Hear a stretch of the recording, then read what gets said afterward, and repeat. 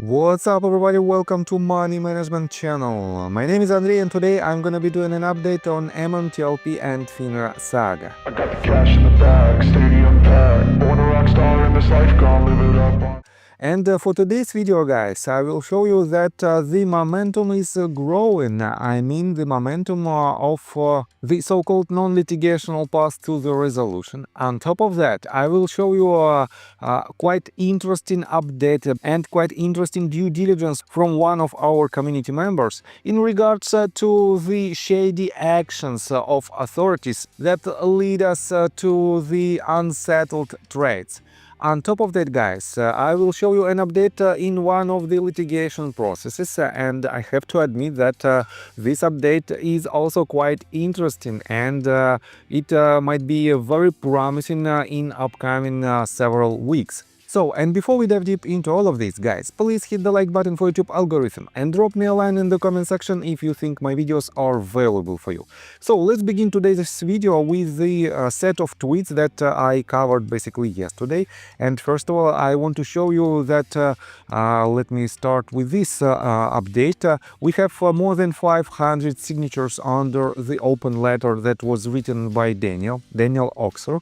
And he also pursuing the so-called non-litigational path to the resolution. And just yesterday I showed you that at least three high-level politicians mentioned about the MMTLP case in regards to the Dodge investigation of SEC. And we have another one, State Senator Jay Block, who also agreed to dig deeper inside the MMTLP case. And guys, it is not the end. Take a look right here. Another representative, John Block, also mentioned about our case. You can see this tweet that he wrote 18 hours ago. Sounds to me like MMTLP needs to be investigated. Thanks for flagging.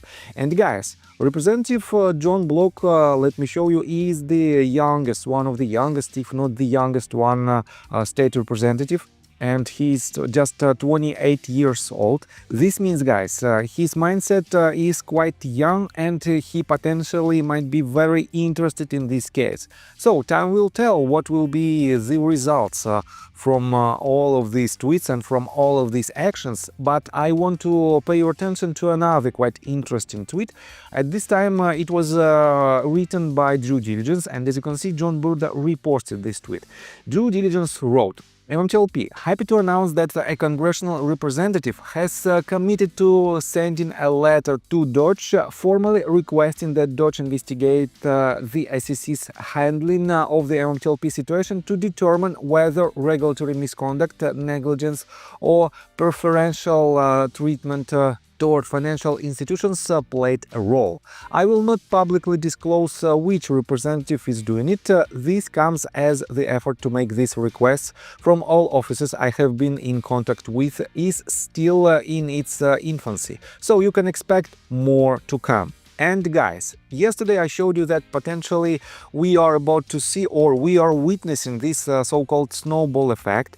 The more tweets from Congress members, from representatives we have, the more tweets we will see in foreseeable future, because it is some kind of trend, and we are about to see this new established trend of MMTLP investigation. And if so, guys, with the help of all of the politicians and with the real actions from Dodge that will investigate SEC in just next several weeks, I guess, this Saga might have a huge breakthrough through the non-litigational path to the resolution. And this is a very, very important update. On top of that, guys, take a look right here.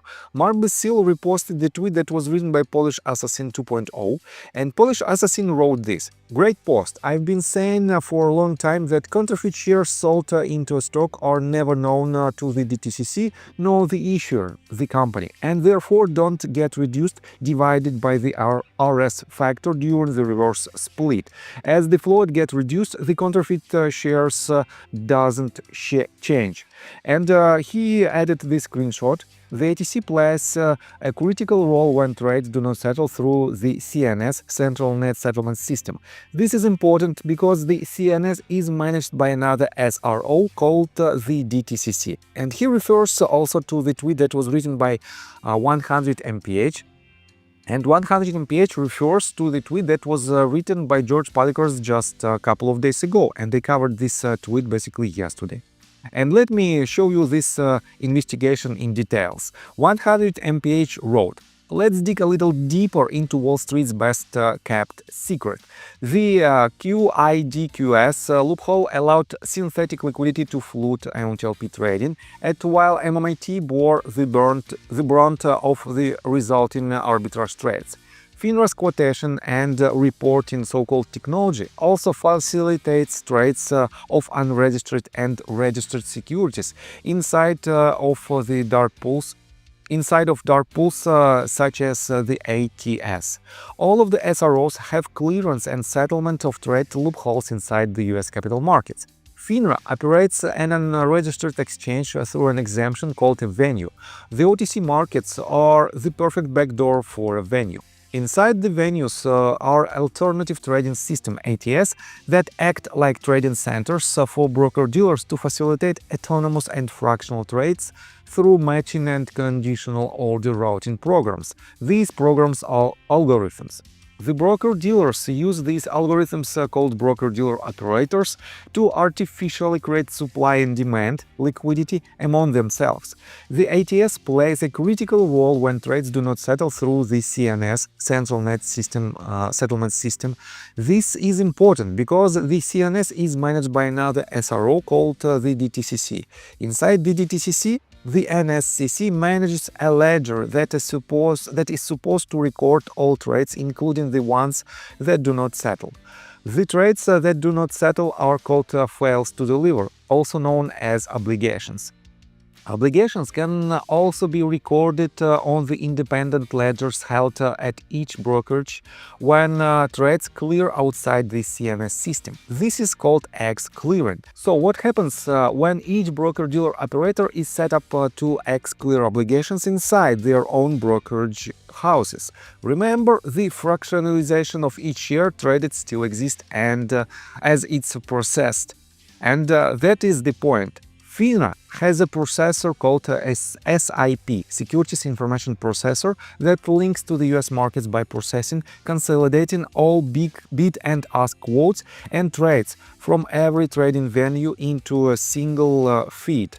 It also calculates short sales and regulatory halts. The SIP is designed to manage and control all trades. What happens when FINRA has an SIP that connects to the ATS via its own ADF, Alternative Display Facility participants, which are the broker-dealer operators trade obligations on their own ledgers? They never settle their trades and control the halting of supply and demand in the financial system. So guys, how cool is that? The value of any US corporation instantly becomes compromised without the issuer even knowing about it.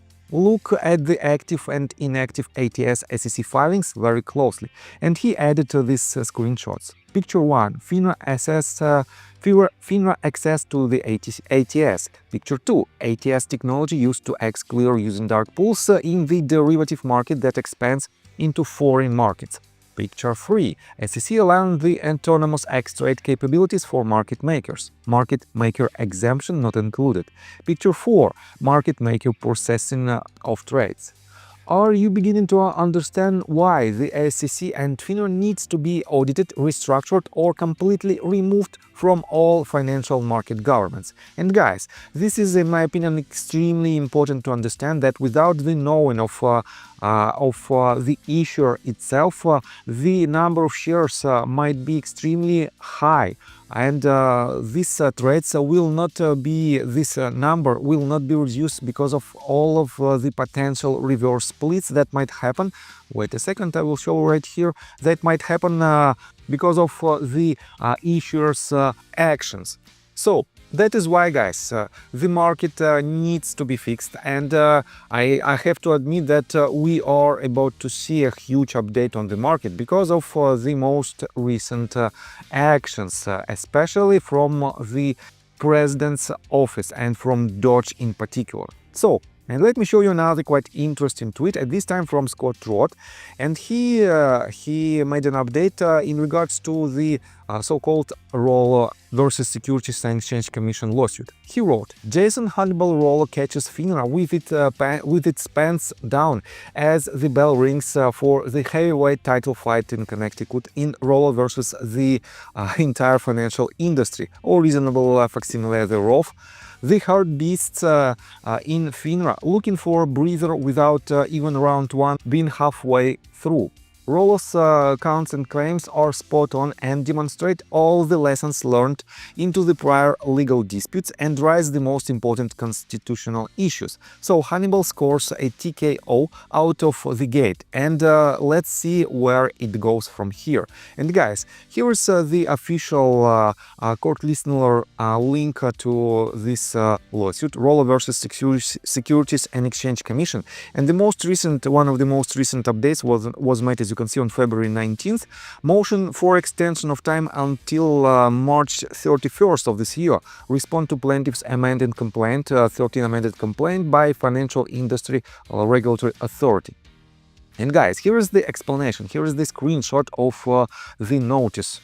FINRA requests the additional time to prepare its response given the numerous issues raised in plaintiff's amended complaint. The amended complaint is 81 pages long with 217 numbered allegations, plus additional unnumbered allegations and 107 pages of exhibits, and contains 11 separate causes of action, including alleged violations of various federal statutes, including the SEC, the Securities and Exchange Act of 1934, the Bank Secrecy Act, the Sherman Act, the Clayton Act, and Connecticut law, and 2 claims for declaratory relief raising various constitutional arguments. No prior motions for extension of time have been filed with respect to FINRA's response to the amended complaint.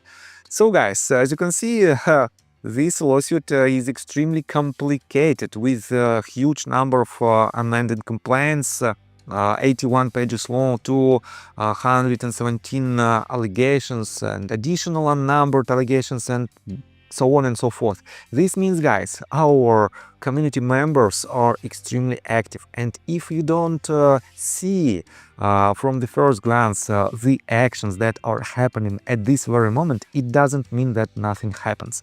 I think it happens a lot, and it is happening a lot.